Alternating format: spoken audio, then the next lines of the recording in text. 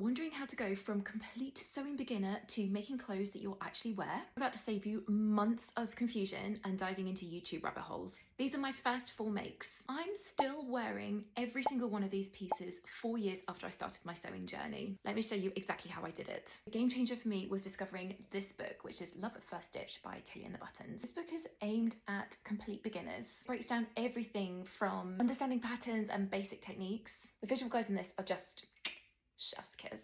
And what makes this book so special is it teaches you all the techniques you need to know as a beginner sewist through doing the projects in this book sequentially. Let me show you the first 4 garments that I made as a beginner sewist. So the very first garment that I ever made was these Margo PJs from that book. Kind of figured because they were pajamas, they were a really great first make because if you messed it up, no one's going to see it apart from you and your family. And frankly, looking at how I finished the seams, that's probably a good thing. This was a great first project because I learned to sew curved seams with the crotches. This was the perfect low pressure project to build confidence. The next pattern that I tried from the book was the Clemens skirt. This is an interesting project to do because you actually self-draft this using your own measurements. There's no pattern involved. But what that means is that because you're making it to your measurements, it will fit perfectly. So this particular project introduced waistbands, gathering, adding a zip, and pockets.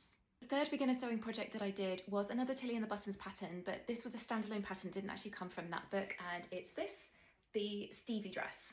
Whilst sewing this particular pattern didn't introduce any new skills, great confidence boosting project because I realised that my sewing was starting to get much neater and I was becoming much more confident, looking so much neater compared to the Margo PJs. Finally, we have the Honeycomb dress by Coco Wawa Crafts.